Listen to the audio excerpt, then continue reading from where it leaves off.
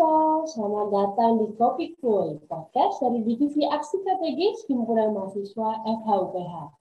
Di Kopi Kul ini kita akan berbincang-bincang santai, membahas dan belajar lebih banyak tentang isu-isu hukum.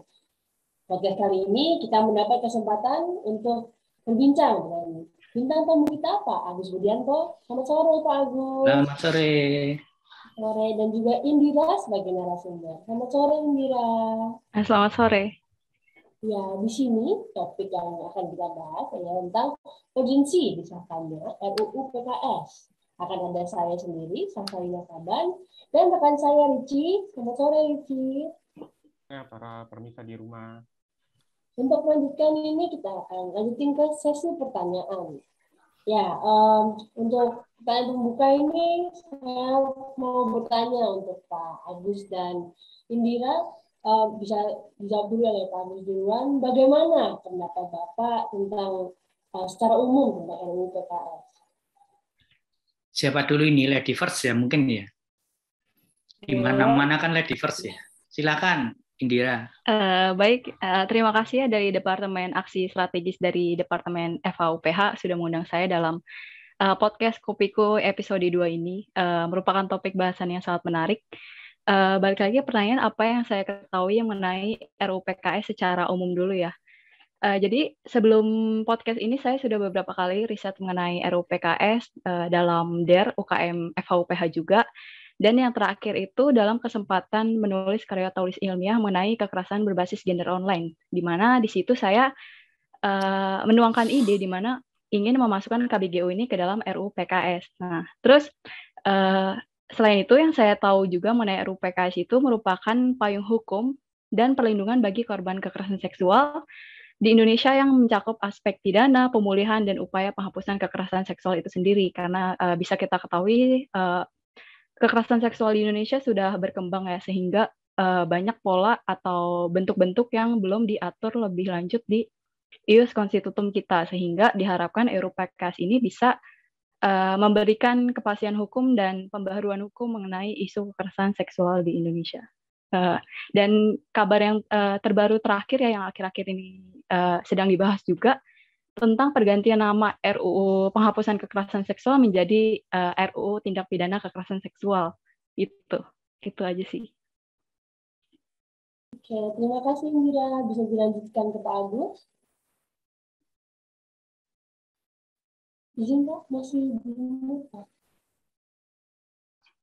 Oke, selamat sore teman-teman mahasiswa, pemirsa, dan mungkin saya menambahkan apa yang disampaikan Indira tadi ya, bahwa RUU PKS ini sebenarnya dimulai tahun 2014 ya. 2014 penggagasnya adalah Komisi Perempuan, Komnas Perempuan, Komnas HAM, itu penggagasnya. Karena pada waktu itu sampai sekarang pun 2014 sampai sekarang pun kekerasan terhadap perempuan dan anak itu sangat masif ya, sangat masif dan terstruktur. Itu sampai saat ini pun RUU PKS ini belum disahkan sama sekali ya. Nah itu kemudian pada waktu itu memang tindak pidana kekerasan seksual TPKS sampai tahun 2015. Nah, itu 2014 sampai 2015 itu saya masih ikut sebagai penggagas. Karena pada waktu itu saya mewakili tenaga ahli Komisi 3 dan di situ memang undangannya tidak boleh ada tanda kutip quote and quote Komisi 3 DPR RI ya, karena nanti pembahasannya juga oleh DPR. Jadi undangannya pada waktu itu ditujukan kepada pribadi ya. Nah, kemudian tahun 2017 naskah itu sudah selesai, baik draft maupun naskah akademiknya yang disebut dengan RUU Penghapusan Kekerasan Seksual. Itu tahun 2017 ya. Kemudian namanya pengusulan undang-undang itu kan penuh perjuangan ya. Kita ketika akademisi mempunyai ide ataupun perseorangan masyarakat punya ide, terus kemudian ide itu dituangkan dalam draft undang-undang, itu tidak semudah untuk dibawa kepada pembahasan di DPR dan pemerintah. Tidak semudah itu. Kata tidak semudah itu kenapa? Ya karena butuh perjuangan. Sebuah kementerian atau lembaga ketika dia menggagas sebuah undang-undang, baik undang-undang institusi induknya, ya institusi induknya, kalau nggak salah ingat pada saat pembahasan ini juga pembahasan juga bersamaan dengan pembahasan Komnas HAM. Kenapa? Karena Komnas HAM itu kalau undang-undangnya tahun 99, ya sampai sekarang tetap menjadi tidak seksi ya. Tidak seksi itu dalam artian tidak mengambil perhatian masyarakat luas. Sehingga karena tidak seksi, maka anggarannya pun juga tidak seksi. Ya. Berbeda dengan KPK. Ketika KPK punya kewenangan lebih, terus kemudian KPK melakukan tindakan-tindakan berdasarkan kewenangan itu, maka anggaran juga akan mudah didapat. Dan karena mendapatkan perhatian masyarakat, maka KPK menjadi seksi. Itu contoh kasusnya saja ya. Terus kemudian Komnas Perempuan ini melakukan pendekatan-pendekatan. Kenapa? Karena pada waktu itu sebenarnya usulnya adalah usul dari pemerintah. Kan Komnas HAM ini kan pemerintah ya, kementerian ya dan lembaga. Tetapi pemerintah juga punya batas undang-undang untuk dibahas. Sehingga diusulkan kepada DPR untuk menjadi undang-undang usulan DPR. Nah, karena masuk dalam ruang DPR yang menjadi pengusul, maka Komnas HAM bergerilya, ya bergerilya. Artinya bergerilya apa? Dia harus mendekati beberapa poksi atau beberapa wakil partai yang ada di Senayan. Untuk apa? Untuk menerima dan menyetujui pembahasan RUU ini. Gitu. Kalau dia tidak bergerilya, beberapa poksi-poksi yang mewakili partai itu tidak menerima, ya gagallah undang-undang itu. Ya, gagallah ide itu. Kandaslah cita-cita itu. Jadi kementerian ini tetap melakukan pendekatan-pendekatan supaya menerima. Dan akhirnya pada tahun 2019 ya, sebelumnya Prolegnas 2019 masuk. Itu berdasarkan keputusan DPR RI nomor 19 ya, tentang Prolegnas RUU 2019. Prolegnas RUU PKS penghapusan kekerasan seksual ini adalah inisiatif DPR sebagai luncuran dari prioritas 2018. Jadi itu berurut-urutan ya. Kalau kita menentukan DPR itu kan masa periode itu kan 5 tahun. Dari setiap tahun itu ada RUU prioritas. Kalau 2018 RUU-nya belum dibahas, langsung diteruskan di 2019. Nah ini RUU PKS itu masuk di situ.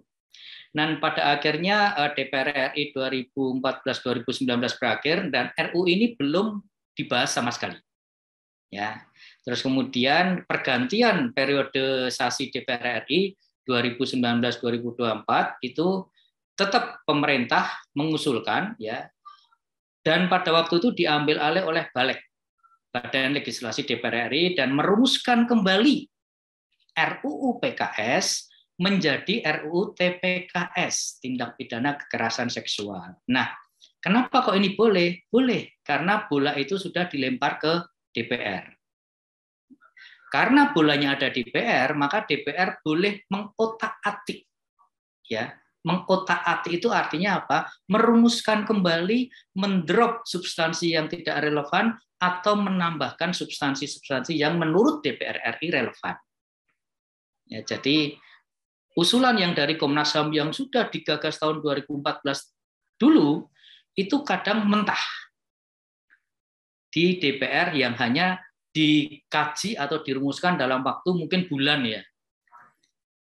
Nah, terus kemudian Desember 2019 dalam Prolegnas 2020-2024 itu digagas kembali ya. Terus kemudian pada tanggal 20 Agustus 2021 kemarin, Pleno membahas kembali dalam rapat pleno Balek ya untuk membahas atau menyempurnakan RUU TPKS ini. Dalam pansus ya, kenapa pansus? Karena tidak diserahkan kepada komisi untuk membahas. Jadi nanti pembahasan ini bercampur antar antar komisi ya, termasuk di dalamnya mungkin ada komisi 3 karena ini berkaitan dengan hukum. Kemudian kenapa RUU ini masuk dalam Prolegnas 2021 ya? Karena sebenarnya Indonesia ini harus masuk dalam keadaan darurat kekerasan seksual. Ya. Ini harus masuk ini. Kenapa seperti itu? Jangankan yang dulu semenjak tahun 2014 kita pernah dengar tentang kebiri ya, Perpu yang dikeluarkan oleh Pak Jokowi tentang kebiri ya. Itu kenapa? Karena begitu banyak anak-anak jadi korban kekerasan seksual. Sehingga di dalam Perpu itu sebagai pengganti Undang-Undang Kekerasan Terhadap Anak dikatakan ada kebiri secara kimiawi. Apakah selesai? Tidak. Ya, tidak. Sampai sekarang pun tetap kasus-kasus itu berlanjut terus. Belum lama seorang ayah menghamili anaknya sendiri, ya, di Maluku Utara. Terus kemudian ada kelembagaan, ya, kementerian di KPI, Komisi Penyiaran Indonesia, yang stafnya juga mengalami kekerasan seksual. Belum lama lagi, ya, ini menjadi krusial di sini ya. Seorang dosen katanya melakukan kekerasan seksual terhadap mahasiswinya dalam pembimbingan skripsi. Sehingga keluarlah peraturan Menteri Ristek nomor 30 tahun 2021 ini peraturan Menteri Ristek ini juga akan menjadi perdebatan sendiri yang mungkin nanti bisa saya bahas di belakang ya. Nah, kasus-kasus inilah yang seharusnya Indonesia itu masuk dalam kondisi darurat kekerasan seksual. Itu ya. Terus kemudian banyak lagi ya, tahun 2001, tahun 2010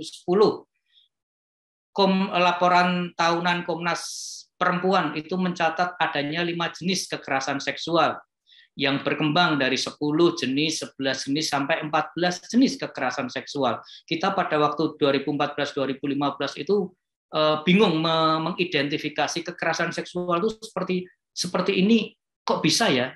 Memang faktanya ada, dan itu juga dimasukkan ke dalam substansi jenis atau bentuk kekerasan seksual seperti itu. Nah, ini banyak sekali yang kejadian-kejadian ya. Nah, sehingga perlu adanya perlindungan terhadap perempuan dan anak. Berkaitan dengan yang tadi yang disampaikan Indira tadi, ada perubahan ya, perubahan nama tadi ya. Nah, sebelum saya masuk ke selanjutnya, kita lihat dulu anatominya. Anatomi dari undang-undang besutan ya, saya sebutkan besutan saja ya, karena memang ini diotak-atik oleh Balek ya. Besutan dari Balek ini menjadi RUU Tindak Pidana Kekerasan Seksual. Kita di situ ada 11 bab kalau nggak salah ya, 11 bab. Yang pertama ketentuan umum, terus bab kedua tindak pidana kekerasan seksual, bab ketiga tindak pidana lain yang berkaitan dengan tindak pidana kekerasan seksual. Nah, di bab 2 dan bab 3 itu yang tadinya penghapusan kekerasan seksual itu ada 9 item kekerasan seksual menjadi 5. Ditambah tindak pidana lain, obstacle of justice. Nah, itu ada di bab 3 sendiri. Jadi memang besutan Balek ini memang menghilangkan beberapa. Ya, jadi mengambil poinnya, menghilangkan beberapa yang sebenarnya beberapa itu harus dibahas juga, harus masuk dalam undang-undang ini juga. Ya, itu terus kemudian hak korban, pencegahan, hukum formilnya ya, tentang penyidikan, penuntutan, dan pemeriksaan di sidang pengadilan. Nah,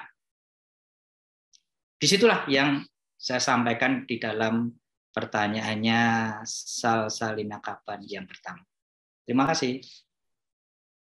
Terima kasih Pak Agus. Ternyata memang rumit sekali ya liku-liku untuk pengesahan RUU PKS ini. Jadi untuk itu kita bahas lagi selanjutnya. Bisa lebih merinci pertanyaannya. Ya, kalau kita lihat tadi udah dibahas panjang lebar secara latar belakang dari RUU PKS.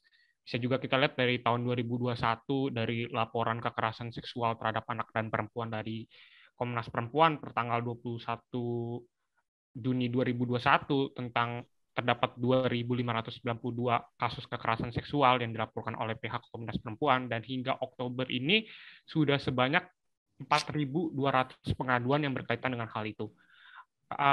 Tadi sudah dari Pak Agus penjabarannya sangat komprehensif.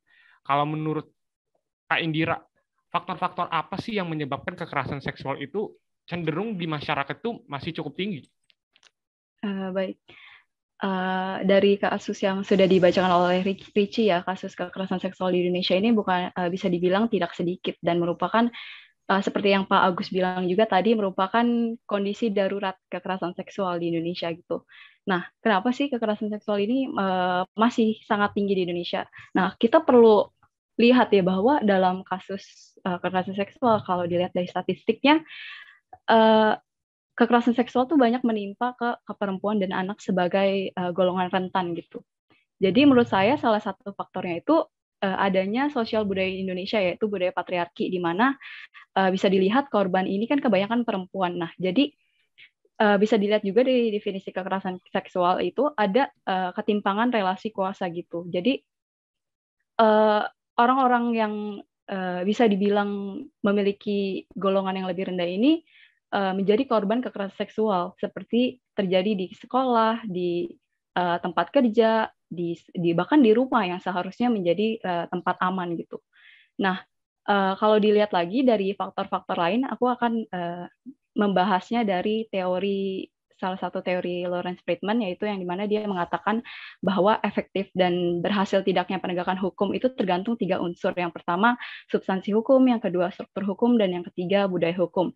Dari substansi hukum sendiri, peraturan perundang-undangan yang mengatur kekerasan seksual di Indonesia ini bisa dibilang belum bisa mengakomodir gitu bentuk-bentuk kekerasan seksual baru yang berkembang di masyarakat.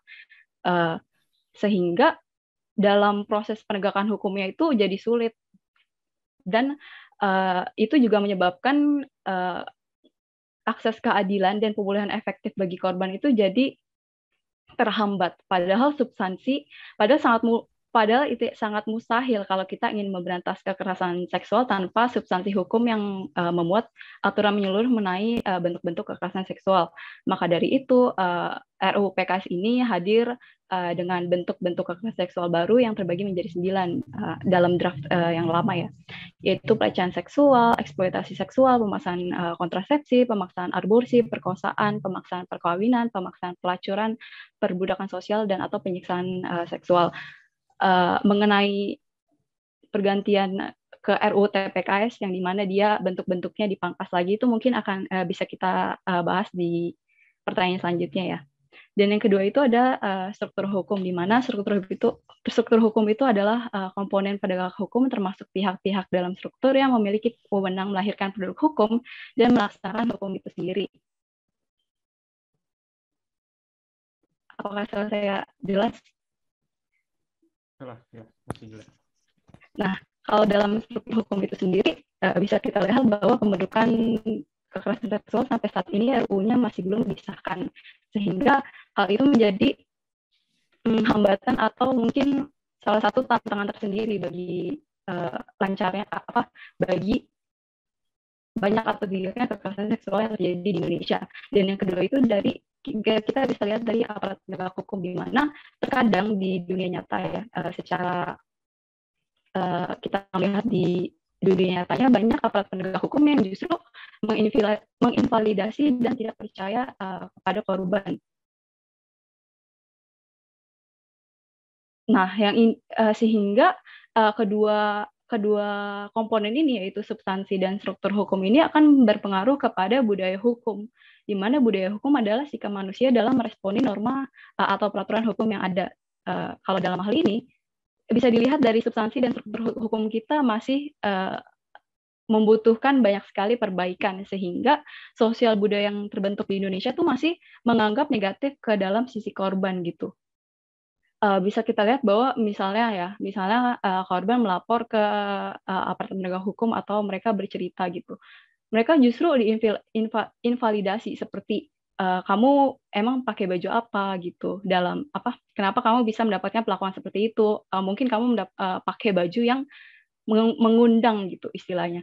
Dan itu kan seharusnya korban justru disalahkan gitu, balik disalahkan. Yang seharusnya korban itu dibela dan kita harusnya berpihak korban, malah korban tuh dibalik kasusnya malah seakan-akan korban menjadi pelaku. Nah, itu tuh salah satunya mungkin saya bisa tekankan lagi ke dalam budaya kita, di mana adanya ketimpangan relasi kuasa, sehingga korban tuh merasa dia lebih kecil gitu, memposisikan korban menjadi itunya lebih kecil, dan bahkan ada juga di beberapa kasus korban justru balik digugat sama pelakunya dengan misalnya pencemaran nama baik gitu. Kan itu kan salah satu hal yang sangat miris dan memprihatinkan gitu. Mungkin itu saja yang bisa saya sampaikan kenapa faktor-faktor kekerasan seksual di Indonesia masih sangat dikit. Yang pertama dengan sosial budaya Indonesia itu sendiri, dan yang kedua kita bisa lihat dari sistem hukum di Indonesia yang mencakup 3, yaitu substansi, struktur, dan budaya hukum. Mungkin kekurangannya bisa ditambah dengan Pak Agus. Ya, terima kasih Indira. Jadi memang dari budaya kita juga, dari negara kita juga masih ada kekurangan ya dalam masyarakatnya untuk bisa mendukung pelaksanaan RUU PKS ini. Ini kan selain itu kan sekarang RUU PKS ini status sudah diganti judulnya, jadi RUU tentang pidana kekerasan seksual. Sempat ada perdebatan juga tentang pergantian judul itu. Kalau menurut Indira sendiri, apakah ada keuntungan atau kerugian dari perubahan judul itu? Mungkin untuk menjawab pertanyaan ini saya kurang bisa menjawab secara menyeluruh ya, karena dari draft dan naskah akademik RUU TPKS saja saya belum baca kan, belum dipublikasikan ya kalau nggak salah.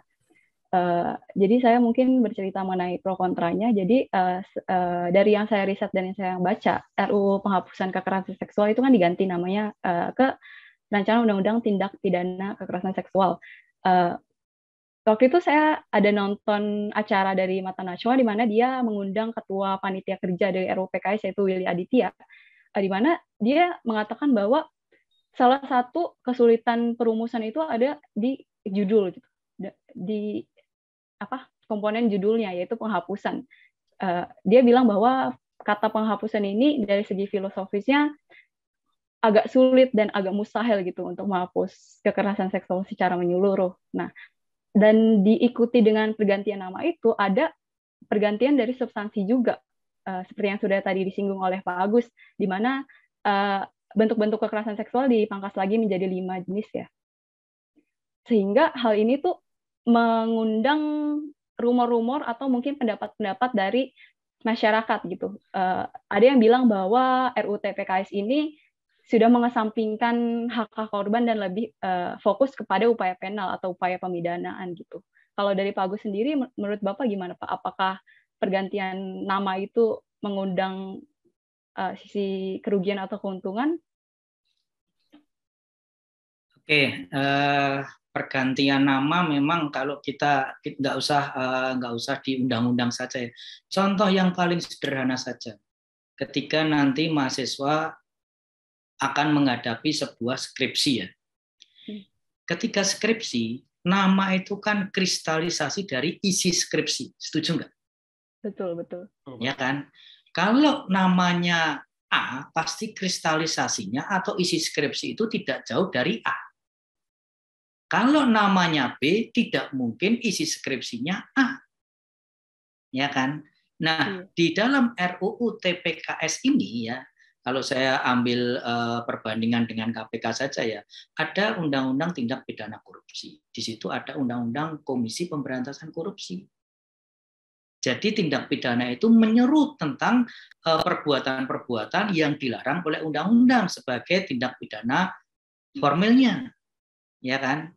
Nah, di sini itu saya nggak tahu apakah nanti akan dibentuk komisi sendiri untuk mengawal undang-undang ini atau tidak.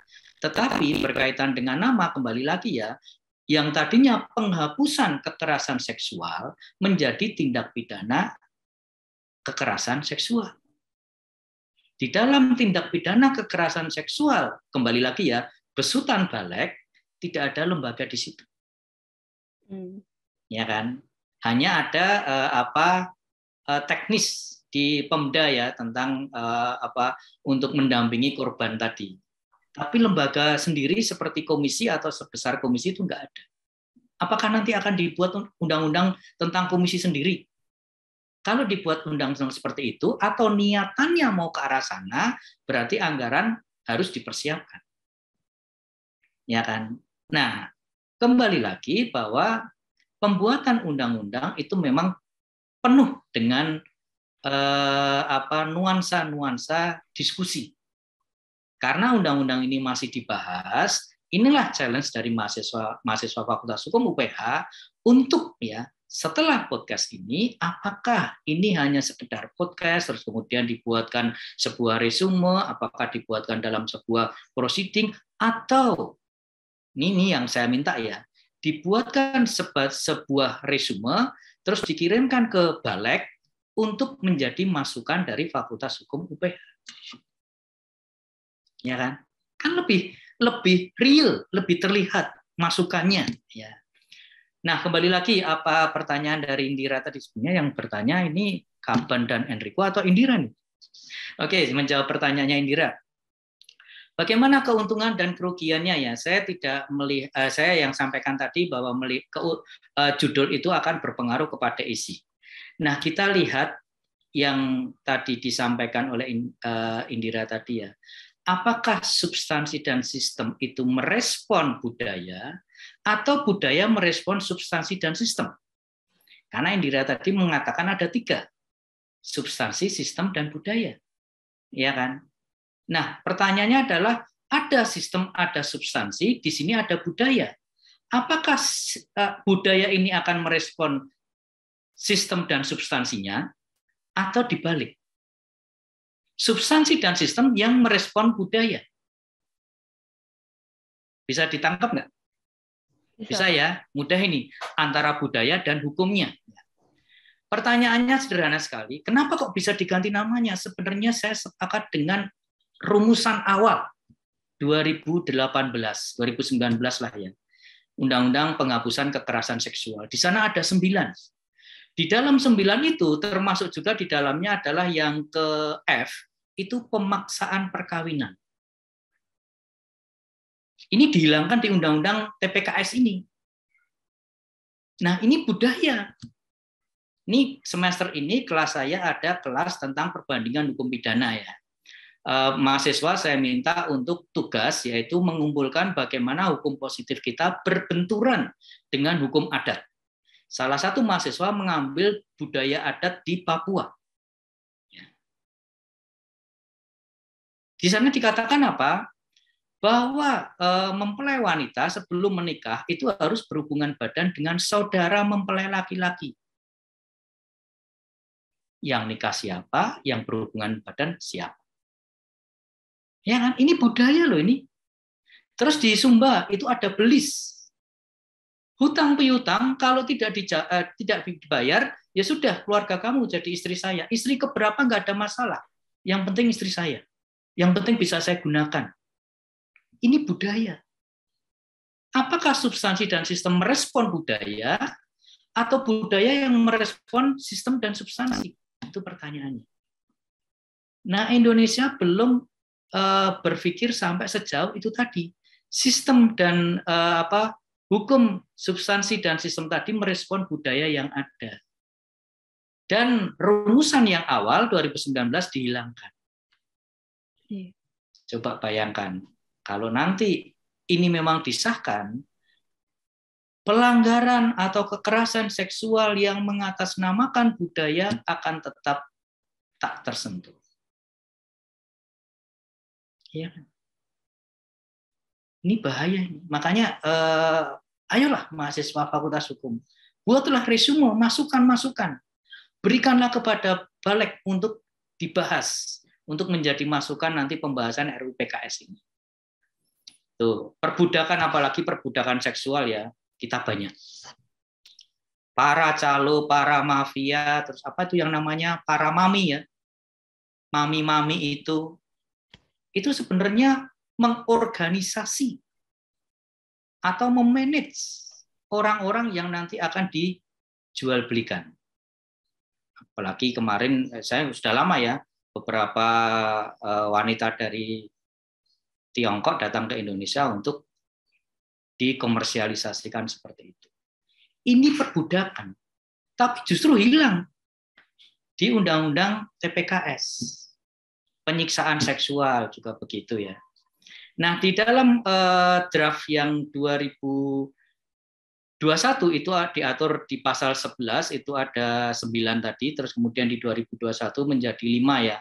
pelecehan seksual, pemaksaan kontrasepsi, pemaksaan sterilisasi, pemaksaan hubungan seksual, dan eksploitasi seksual. Itu menjadi lebih sempit lagi. Itulah kerugian kenapa ini disederhanakan. Itu menjawab Indira ya. Nah, berkaitan dengan ada tambahan lagi berkaitan dengan kerugian lain. Coba bandingkan antara pengertian kekerasan seksual di draft 2018 dan draft 2021. Dikatakan di dalam 2018, saya bacakan pelan-pelan ya. Kekerasan seksual adalah setiap perbuatan merendahkan, menghina, menyerang, dan atau perbuatan lainnya terhadap tubuh, hasrat seksual seseorang, dan atau fungsi reproduksi secara paksa, bertentangan dengan kehendak seseorang, ya saya kasih note, bertentangan kehendak seseorang itu artinya korban, yang menyebabkan seseorang itu tidak mau memberikan persetujuan, ya, yang saya ulangi ya, yang menyebabkan seseorang itu tidak mampu memberikan persetujuan. Artinya apa? Si korban ini lemah, baik itu karena paksaan, tipu daya, atau penyalahgunaan kekuasaan atau kewenangan ya. Dia tidak bisa menuangkan persetujuannya dalam keadaan bebas karena ketimpang relasi kuasa atau relasi gender yang berakibat dan dapat berakibat penderitaan baik secara fisik, seksual, kerugian secara ekonomi ya. Nah, ini kalau kita lihat rumusan 2018 itu jelas di situ tidak ada penafsiran ganda. Artinya apa? Penafsiran ganda di situ memang benar-benar si korban ini tidak mampu lagi mendefinisikan apakah dia bisa bebas atau tidak untuk memberikan persetujuan. Ya, disitulah kekerasannya. Oke ya. Nah, kita lihat definisi 2021. Kekerasan seksual adalah setiap perbuatan yang bersifat fisik dan atau non fisik. Ada tambahan non fisik di situ ya. Mengarah kepada tubuh dan atau fungsi alat reproduksi yang disukai atau tidak disukai. Nah, ini. Artinya apa? Si korban itu ada menyukainya. Ya. Menyukainya. Kalau ini suka sama suka, polisi tidak bisa memproses. Artinya apa? Artinya disinilah kita melakukan pembiaran seks bebas. Oke? Bisa ditangkap ya? Lebih lanjut, yang disukai atau tidak sukai secara paksa dengan ancaman, tipu muslihat atau bujuk rayu yang mempunyai atau tidak mempunyai tujuan tertentu untuk mendapatkan keuntungan. Nah, ini bahaya lagi nih. Untuk mendapatkan keuntungan. Kalau pencurian itu keuntungannya bisa dinilai dengan uang enggak? Pencurian ya. Kalau mencuri barang, iya kan? Iya. Kalau mencuri hati kan nggak bisa dinilai. Iya, betul. Bener kan? Nah, sekarang kalau kita asumsikan pada hubungan badan, seksual, apakah kenikmatan atau keuntungan itu bisa dinilai dengan uang? Kalau bisa, berarti salah satunya adalah wanita komersial. Setuju nggak? Setuju, Pak. Itu jadi ambigu. Iya, kalau tidak bisa dinilai dengan uang, berarti di situ bukan sama wanita komersial. Nah, disinilah kerugian ketika ini dirumuskan kembali. Menjadi ambigu atau banyak tafsir ya. Padahal undang-undang pidana itu tidak boleh menimbulkan tafsir ya. Kalau dilihat juga kan karena ada definisi yang berubah juga, Pak. Itu juga kalau kita lihat ada pasal-pasal yang hilang substansinya juga berubah. Kalau ada juga orang yang cenderung menganggap perubahan ini tuh malah mendukung pemikiran liberal, seks bebas, dan seks sesama jenis, Pak. Kalau menurut Bapak, pandangan orang tersebut terhadap perubahan ini kayak gimana, Pak? Benar. Makanya tadi saya bilang di dalam rumusan kekerasan seksual saja, itu sudah terlihat. Apalagi setelah kejadian Pak dosen tadi yang katanya tanda kutip melakukan kekerasan seksual terhadap mahasiswinya ya. Terus kemudian dituangkan dalam Permenristek nomor 30 tahun 2021 tentang kekerasan seksual di lingkungan perguruan tinggi. Oke. Di situ dikatakan begini. Menatap korban dengan nuansa seksual. Bisa Anda bayang nggak nuansa itu seperti apa? Enggak, Pak, jujur. Ini agak Enggak. Susah kan? Ini multitafsir. Makanya Permenristek itu mengatakan bahwa Pak, ini menciptakan seks bebas. Ya iya, karena kita nggak tahu nuansa itu seperti apa. Oke, terus lagi nih. Yang bahaya itu yang di ayat 3-nya ya. Persetujuan korban sebagaimana dimaksud pada ayat 2, kalau ini banyak sekali ayat 2-nya ya, menyampaikan, oke lah saya pelan-pelan saja ya, karena ini penting saya sampaikan ya. Bentuk kekerasan seksual di lingkungan kampus, salah satunya adalah menyampaikan ujaran yang mendiskriminasi atau melecehkan tampilan fisik, kondisi tubuh, identitas gender korban. Oke, itu bisa kita tangkap ya.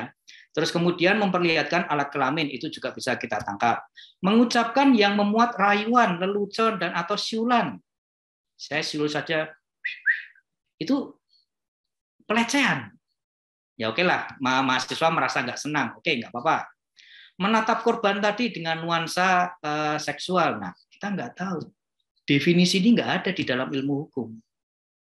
Terus kemudian mengirimkan pesan, lelucon, gambar yang bernuansa seksual. Nah, ini jelas. Mengambil, merekam, atau mengedarkan foto yang bernuansa seksual. Ini juga jelas. Mengunggah foto. Ini juga jelas. Menyebarkan informasi terkait tubuh pribadi korban yang bernuansa seksual. Ini juga jelas ya. Mengintip dengan sengaja melihat korban sedang melakukan kegiatan secara pribadi di ruang yang bersifat pribadi. Nah, ini juga di kampus nggak mungkin ada ruang pribadi ya. Kemudian memberikan hukuman yang bernuansa seksual. Nah, ini juga bisa kita lihat nih. Menyentuh, mengusap, meraba, memegang, memeluk, mencium. Ini juga bisa dimaknai secara fisik ya. Membuka pakaian tanpa persetujuan. Nah, membuka pakaian tanpa persetujuan. Yang M. Pasal 5 ayat 1 huruf M. Kita lihat ayat 3-nya. Persetujuan korban sebagaimana dimaksud ayat 2 huruf B, F, G, H, I, dan huruf M dianggap tidak sah dalam hal korban memiliki usia belum dewasa, mengalami situasi pelaku ancaman, mengalami kondisi di bawah pengaruh obat-obatan, mengalami sakit. Jadi hal-hal yang di luar kontrol dari mahasiswi. Sekarang kalau hal itu ada di kontrol mahasiswi, berarti yang M ini tidak berlaku. Bisa ditangkap nggak? Bisa, Pak. Nah, itulah seks bebas. Ya. Inilah kontroversi dari Permenristek nomor 30 tahun 2021 yang mana itu saya nggak tahu apakah diikuti atau memang payungnya Undang-Undang TPKS itu ada di situ. Ini bahaya ini. Ya, kalau kita diam saja tidak memberikan kayak masukan gitu ya, ini akan bahaya. Demikian, Ricci, Erando. Terima kasih Pak atas jawabannya yang sangat berbobot.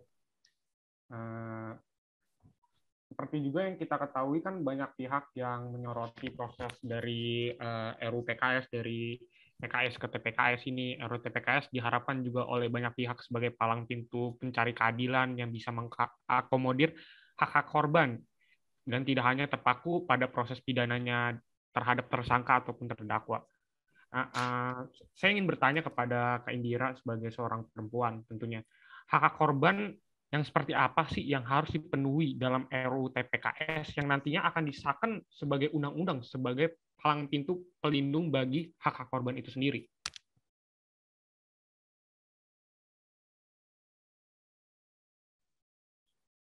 Baik.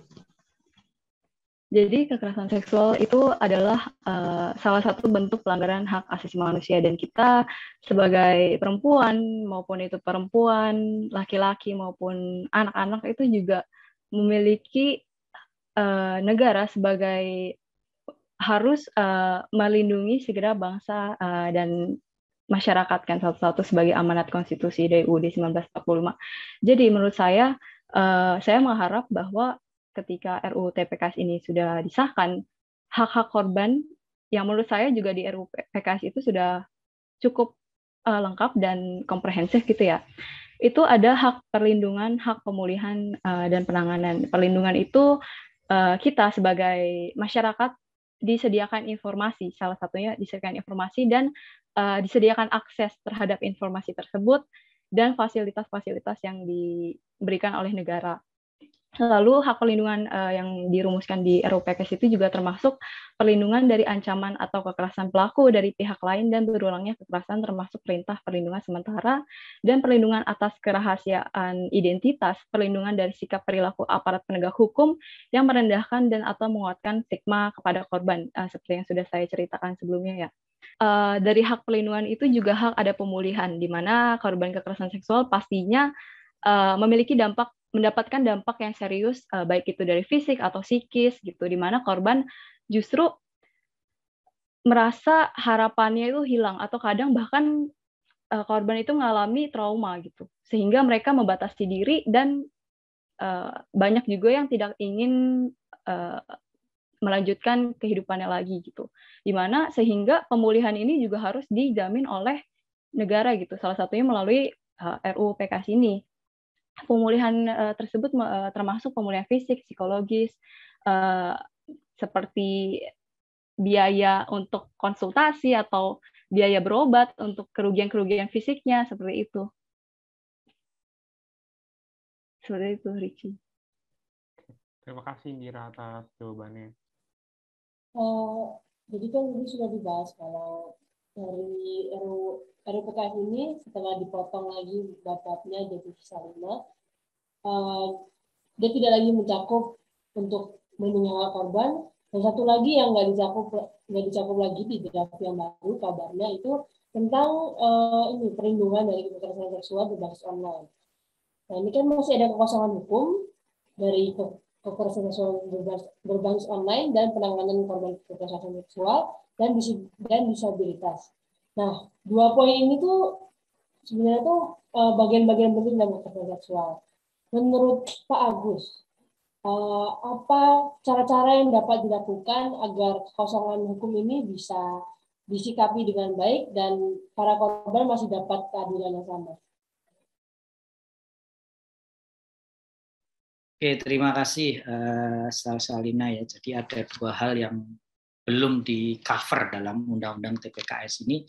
Salah satunya adalah disabilitas ya atau masyarakat berkebutuhan khusus. Ada undang-undang Indonesia juga sudah mengeluarkan undang-undang untuk masyarakat berkebutuhan khusus, yaitu Undang-Undang tentang Nomor 8 Tahun 2016. Itu di situ jelas ya, penyandang disabilitas. Ya. Terus kemudian ada PP yang terbaru, yaitu PP 78 Tahun 2021 tentang perlindungan khusus bagi anak. Perlindungan khusus bagi anak. Artinya apa? Perlindungan anak yang mempunyai kebutuhan khusus. Di dalam kalau kita rujuk di Undang-Undang TPKS, itu ada hak-hak korban, hak-hak keluarga korban, hak-hak pendamping. Seperti tadi yang disampaikan Indira tadi, sebenarnya hak-haknya sudah banyak. Tetap di situ juga disebutkan hak-hak untuk disabilitas. Tetapi, ya, kembali lagi tetapi ini ya. Di dalam pengertiannya ketentuan umum pasal 1 itu dikatakan bahwa korban adalah setiap orang yang mengalami kekerasan seksual. Just it ya, titik. Korban adalah setiap orang yang mengalami kekerasan seksual. Apakah disabilitas tidak perlu di-cover di dalam pasal 1 ketentuan umumnya, atau sudah dianggap memenuhi bahwa orang yang dimaksud orang di sini adalah normal dan disabilitas? Kalau memang ada undang-undang disabilitas, seharusnya masuk di dalam pengertiannya. Kalau ada substansi disabilitas, seharusnya disabilitas juga dimasukkan di dalam pengertian. Supaya apa? Supaya kita tidak diskriminasi lagi. Orang olahraga saja kan ada kemarin PON untuk orang normal dan PON Pekan Olahraga Nasional untuk disabilitas kan? Iya kan? Jangankan PON yang kejuaraan ASEAN saja, Asia ya, disabilitas menyusul. Kenapa undang-undang ini enggak? Bukan kita membedakan loh ya, tapi perlakuan khusus itu perlu kita siapkan. Perlakuan khusus perlu kita berikan kepada mereka yang disabilitas.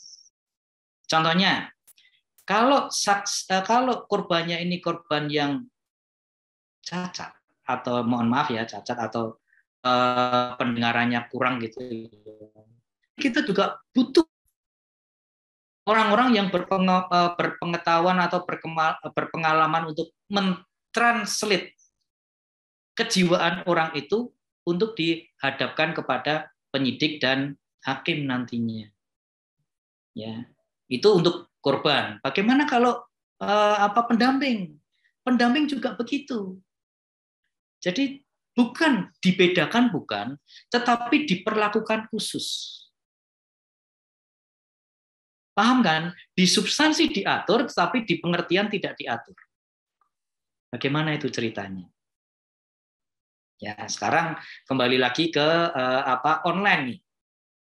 Masa pandemi juga kita nggak tahu berakhir sampai kapan ya.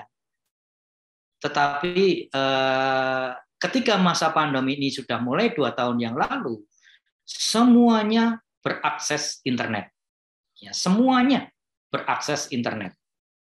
Sehingga internet itu menjadi salah satu cara komunikasi. Nah, ini juga belum diatur di dalam TPKS ini. Nah, oke lah, saya pahami bahwa kenapa tidak diatur, karena pandemi ini hanya temporary saja. Oke, kalau itu dipahami sebagai temporary, saya masih menerima ya. Artinya apa? Ketika pembahasan nanti selesai, berbasis online ini diatur, ternyata besoknya nggak ada pandemi lagi. Ini kan menjadi useless ya. Nah, saya pahami itu nggak apa-apa ya.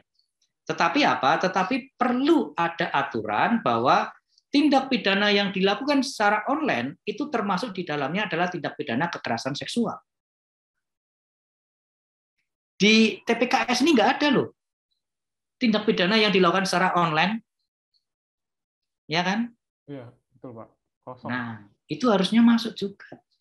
Jadi kekerasan seksual yang dilakukan secara media elektronik harus masuk.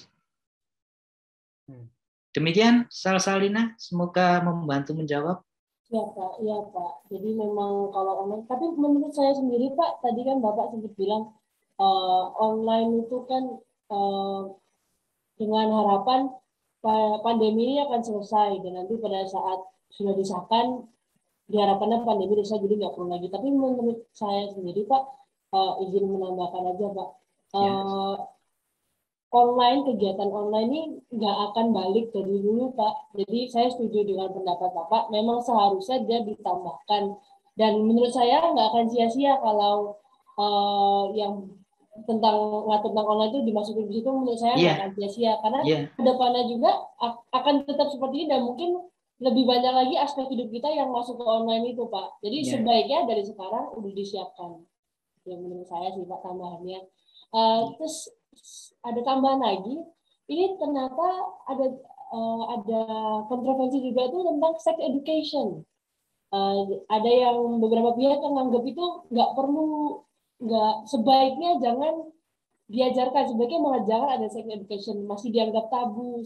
Dan ada pihak lain yang menganggap itu perlu agar generasi mendatang bisa kata ini terselamatkan, bisa tahu apa yang harus dihadapin, bisa tahu gimana cara menghadapinya. Nah, kalau menurut Indira sendiri, menurut Indira, sex education itu diperlukan atau tidak?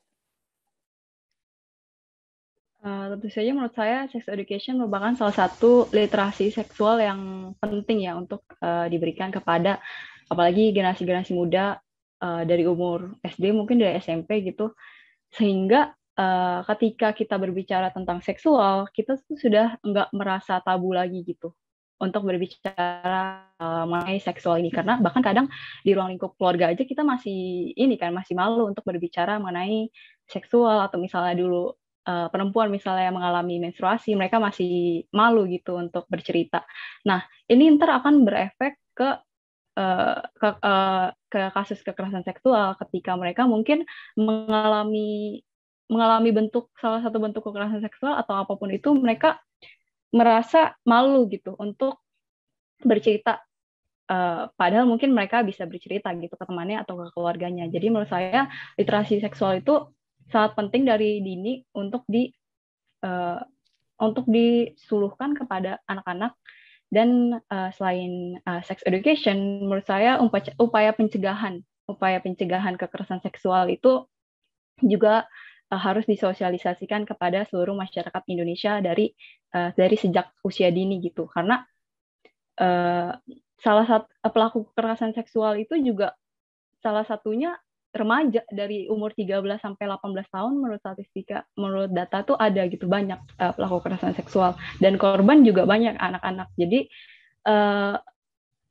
sesuai yang sudah disinggung sama Pak Agus tadi, melalui Permendikbud Ristek nomor 30 tahun 2021 itu juga salah satunya mengatur mengenai upaya pencegahan, yaitu kalau di situ diaturnya perguruan tinggi wajib melakukan pencegahan kekerasan seksual melalui pembelajaran yang mempelajari modul pencegahan dan penanganan kekerasan seksual yang ditetapkan oleh kementerian.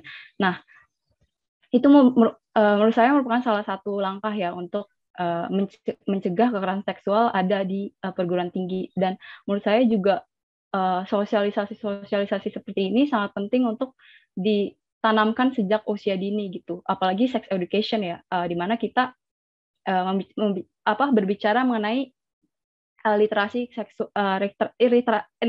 seksual secara mendasar gitu. Sekian. Ini tadi kan, terima kasih Indira. Saya mau tambahin lagi, itu kan dari generasi kita ya yang udah kuliah, dan dari Indira sendiri setuju kalau anak-anak untuk orang-orang yang di kuliah dikasih sex education dan untuk mencegah. Yang saya masih terpikirkan itu umur berapa yang sebaiknya pantas, karena kan tiap keluarga itu kan punya standar masing-masing. Kayak saya sendiri, Pak Agus, saya sendiri punya adik perempuan umur 10 tahun itu, saya masih bingung bagaimana cara menjelaskan ke dia tentang ya hal-hal seperti itu. Ini saya sebagai kakak. Kalau dari Pak Agus sendiri sebagai orang tua, menurut Pak Agus, apakah dari kecil harus diajarkan? Apakah itu nyaman, atau tunggu mungkin agak lebih dewasa saja? Bagaimana Pak Agus? Oke, ini menarik ya. Tadi Indira juga mengatakan ini literisasi yang harus diupayakan untuk diketahui bersama ya. Nah, untuk kembali ke pertanyaan Salsalina ini tadi ya, saya punya 2 anak saya kelas 6 SD sama kelas 1 SMA. Dua-duanya di sekolah yang sama di Tangerang Selatan. Ini anak saya SD itu sudah diajari literasi tentang hubungan seksual. Bukan hubungan ya, tapi seksualitas ya. Jadi haid, terus kemudian puber, terus kemudian mimpi basah, dan lain-lainnya itu. Jadi ketika dikasih anak-anak itu pertanyaannya banyak sekali ke kita orang tua ya. Nah, saya hanya satu saja ya, ini pendekatan antara seorang ibu, istri saya dengan anaknya. Kalau saya kan hanya memberi gambaran saja ya. Waktu anak saya tanya gitu ya, saya jawab, nah, kamu waktu di kelas dengerin apa enggak?